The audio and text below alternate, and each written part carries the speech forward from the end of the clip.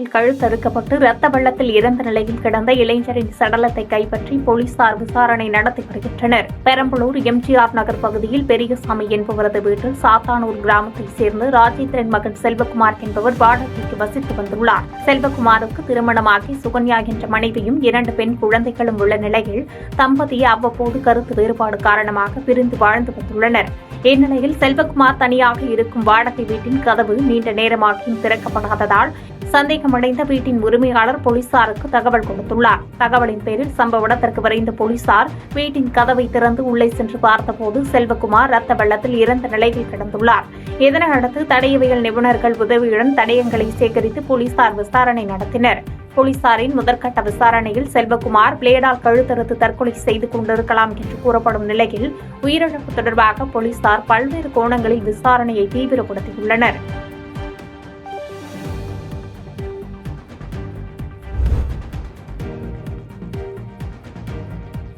நாடாளுமன்ற தொகுதி மறுவரையறை தொடர்பான கூட்டு நடவடிக்கை குழு கூட்டத்தில் தென் மாநிலங்களைச் சேர்ந்த 20க்கும் மேற்பட்ட கட்சிகளின் முன்னணி தலைவர்கள் கலந்து கொள்ள உள்ளதாக தெரிவிக்கப்பட்டுள்ளது. சென்னை தேனம்பேட்டையில் உள்ள அண்ணா அறிவாலயத்தில் செய்தியாளர்களை சந்தித்த திமுக மருத்துவர் அணி செயலாளரும் சட்டமன்ற உறுப்பினருமான எழிலன் 22ஆம் தேதி நடைபெறவுள்ள கூட்டு நடவடிக்கை குழு கூட்டம் சென்னையில் உள்ள ஐடிசி ஹோட்டலில் நடத்த திட்டமிடப்பட்டுள்ளது. நம் முதலமைச்சர் தொகுதி மறுவரையறை குறித்து 7 முதலமைச்சருக்கு அழைப்பு விடுத்திருந்தார். அந்த நிகழ்ச்சிக்கு கேரளா, தெலுங்கானா, பஞ்சாப் முதலமைச்சர்கள் மற்றும் கர்நாடக துணை முதலமைச்சர் சிவகுமார் ஆகியோர் பங்கேற்கின்றனர் என்றும், தொகுதி மறுசீரமைப்பு செய்வதால் பாஜக ஆளும் மாநிலங்களில் கூட பாதிப்பு உள்ளது. ஆனால் பாஜக மாநில முதலமைச்சர்கள் கேள்வி எழுப்ப மாட்டார்கள்.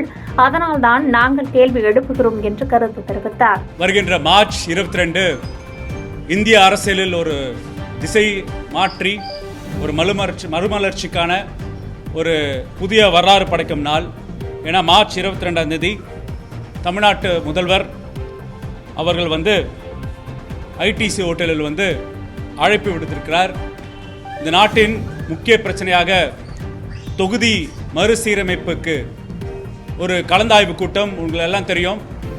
மாநிலத்தில் உள்ள அனைத்து அரசியல் கட்சிகளுக்கும் ஒரு அனைத்து கட்சி கூட்டம் நடத்தி அந்த அனைத்து கட்சி கூட்டத்தின் அடிப்படையில் அனைத்து கட்சி கூட்டத்தின் பிரதிநிதிகள் இது தமிழ்நாட்டிற்குள்ள மட்டும் இருக்கக்கூடாது, பிற மாநிலங்களையும் நாம் அணுக வேண்டும், இந்த பிரச்சனை பிற மாநிலங்களில் உள்ள தலைவர்களும் உணர வேண்டும் என்ற ஏற்பாட்டின் கீழ் 7 மாநிலங்கள் சேர்ந்த முதலமைச்சருக்கு தமிழ்நாட்டு முதல்வர் கடிதம் எழுதினார்.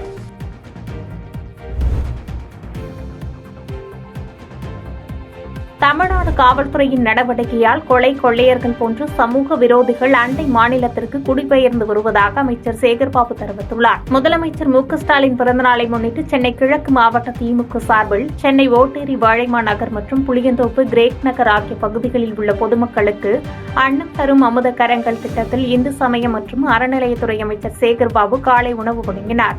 இதனைத் தொடர்ந்து புளியந்தோப்பு பகுதியில் செய்தியாளர்களை சந்தித்த அமைச்சர் சேகர்பாபு, தமிழ்நாடு காவல்துறை ஸ்காட்லாந்து யார்டுக்கு இணையானது, அண்ணாமலை போன்ற போலீஸ் இல்லை என்று சாடியதோடு தமிழ்நாடு காவல்துறையின் நடவடிக்கையால் கொள்ளையர்கள் போன்ற சமூக விரோதிகள் அண்டை மாநிலத்திற்கு குடிபெயர்கின்றனர் என தெரிவித்தார். மேலும் திமுக ஒன்றும் சமரச சுத்த சன்மார்க்க இயக்கத்தை நடத்தவில்லை, ஒரு கன்னத்தை அறைந்தால் மறு கன்னத்தை காண்பிக்க முதலமைச்சர் வீட்டை முற்றுகையிடப் போவதாக அண்ணாமலை அறிவித்துள்ளார். முடிந்தால் அவரை நாள் குறித்து வர கூறுங்கள். அந்த போராட்டத்தை காவல்துறையினர் இல்லாமல் திமுக தொண்டர்கள் எப்படி சமாளிப்பார்கள் என்பது தெரியும் என்று கருத்து தெரிவித்தார். மேலும் தமிழகத்தில் 2 கோயில்களில் பக்தர்கள் 2 உயிரிழந்த விவகாரத்தில் கூட்ட நெரிசலால் உயிரிழப்பு நிகழவில்லை என்று விளக்கமளித்ததோடு கோயிலின் பணிகளுக்கு அவதூறு கற்பிக்கும் வகையில் இயற்கை மரணங்களுக்கு துறை மீது கலர் பூச முற்படுபவர்களின் நாடகம் எடுபடாது என்று தெரிவித்தார். இன்றைக்கு தமிழகத்தை விட்டு அண்டை மாநிலங்களுக்கு சமூக விரோத சக்திகள் குடிபெயர்ந்து கொண்டிருக்கின்றன. காக்கி சட்டைக்கு தூக்கம் இருக்காதுதான். ஏனென்றால் இது போன்ற கல்வர்களிடமிருந்து இந்த நாட்டை காப்பாற்றுவதற்காக எல்லையிலே நிற்கின்ற இராணுவ வீரர்களைப் போல் நம்முடைய காக்கி சட்டை அணிந்த காவல்துறையினர் இந்த ஆட்சியையும் தமிழக மக்களையும் அமைதி பூங்காவாக வைத்திருப்பதில் அண்ணாமலைக்கு உடன்பாடு இல்லை என்பதால் தான் அவர்கள் தூங்க மாட்டார்கள் என்று சொல்லுகிறார். உண்மைதான், அவர்கள் தூங்குவது கிடையாது. இந்த நாட்டை காப்பாற்றுவதற்கு, முதலமைச்சருடைய எண்ணங்களை நிறைவேற்றுவதற்கு தூக்கமில்லாமல் தான் தமிழ்நாடு காவல்துறை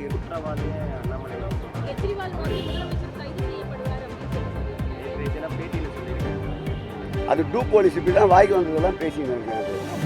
தமிழகத்திற்கு கிடைத்த மிகப்பெரிய சாபக்கேடு இது போன்ற மாநில தலைவர்கள் அரசியலில் நாகரிகத்தை துறந்து லாபானி பாடுகின்ற சாலையோர கச்சேரி நடத்துபவர்கள் போல அவர் பேசுவதற்கெல்லாம் நாம் பதில் கூறிக்கொள்வதால் ஆகாது. எத்தனையோ வழக்குகளை சந்தித்து ஆட்கொண்டு எதிர்த்த இயக்கம் எங்களுக்கு மடியிலே கனமில்லை, ஆகவே வழியிலே பயணம் இல்லை.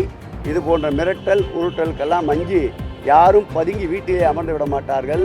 முன்பை விட வேகமாக முன்னோக்கி 8 கால் பாய்ச்சலே திராவிட முன்னேற்ற கழகம் பயணிக்கும்.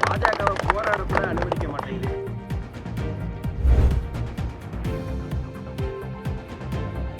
குமரியில் பயிற்சி மருத்துவர் தூக்கிட்டு தற்கொலை செய்து கொண்ட சம்பவம் குறித்து திருவட்டார் போலீசார் தீவிர விசாரணை நடத்தி வருகின்றனர். கன்னியாகுமரி மாவட்டம் ஆற்றூர் அருகே ஏற்றக்கூடு பகுதியில் ஒயிட் மெமோரியல் ஹோமியோபதி மருத்துவக் கல்லூரி செயல்பட்டு வருகிறது.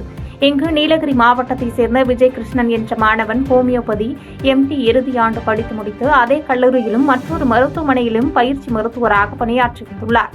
மேலும் இவர் கல்லூரி அருகே தனியார் கட்டிடத்தில் அறை எடுத்து தங்கியிருந்த நிலையில் நேற்று அதே அறையில் தூக்கிட்டு தற்கொலை செய்து கொண்டார். தகவல் அறிந்து வந்த போலீசார் மின்விசிறியில் தூக்கிட்ட நிலையில் இருந்த பயிற்சி மருத்துவர் உடலை கைப்பற்றி பிரேத பரிசோதனைக்காக ஆசாரிப்பள்ளம் மருத்துவக் கல்லூரி மருத்துவமனைக்கு அனுப்பி வைத்தனர். மேலும் தற்கொலைக்கான காரணம் குறித்து திருவட்டார் போலீசார் பல்வேறு கோணங்களில் விசாரணை மேற்கொண்டு வருகின்றனர்.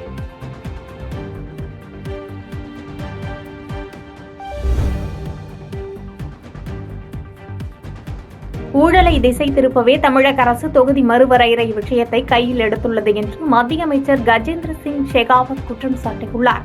திருச்சி ஸ்ரீரங்கம் சிங்கப்பெருமாள் கோவில் வளாகத்தில் நடைபெற்ற கம்ப ராமாயண பாராயணம் போன்ற கலை நிகழ்ச்சிகளை பார்வையிட்ட மத்திய கலாச்சாரம் மற்றும் சுற்றுலாத்துறை அமைச்சர் கஜேந்திர சிங் ஷெகாவத் செய்தியாளர்களுக்கு பேட்டியளித்தார். அப்போது வரலாற்று புகழ் வாய்ந்த ஸ்ரீரங்கம் ஆலயத்தில் சாமி தரிசனம் செய்தது மகிழ்ச்சி அளிப்பதாக தெரிவித்த அவர் 3ஆம் முறையாக பாஜக அரசு பதவியேற்ற பிறகு இந்தியாவிற்கு வரும் வெளிநாட்டு சுற்றுலா பயணிகள் எண்ணிக்கை அதிகரித்துள்ளது என்று பெருமிதம் கொண்டார். தமிழக அரசின் ஊழல் மற்றும் தமிழக அரசின் தோல்வியை மக்களிடமிருந்து திசை திருப்பவே தொகுதி மறுவரையறை என்பதை தமிழ்நாடு கையில் எடுத்து மக்களிடம் பொய் பிரச்சாரம் செய்து வருகிறது என்று குற்றம் சாட்டிய அவர் தொகுதி மறுவரையறையால் தமிழகத்திற்கு எந்த பாதிப்பும் இல்லை என்று விளக்கமளித்தார். There are two ministries which I have been assigned for, the Ministry of Culture and Ministry of Tourism. As far as Ministry of Tourism is concerned, the potential of tourism in India is continuously growing because of the initiatives taken by Honorable Prime Minister in last 10 years or 11 years journey to bring out the poor people out of the poverty line. And because of the initiatives, efforts which were realized over the ground, it is estimated that 30 crore people have come out of the poverty line. And this segment which has now become this aspirational class, which has now become the middle class, that middle class is infusing great inertia and energy into tourism sector of India. Apart from that, the way Indian economy is growing and people of India are having more dispensable income into their pockets, the tourism potential. பாதகம் செய்பவரை கண்டால் நாம் பயம் கொள்ளலாகாது பாப்பா. மோதி மிதித்துவிடு பாப்பா, அவர் முகத்தில் உமிழ்ந்துவிடு பாப்பா. அண்மை செய்திகளை உடனுக்குடன் தெரிந்து கொள்ள இணைந்திருங்கள் எம் நாடு தொலைக்காட்சியுடன்.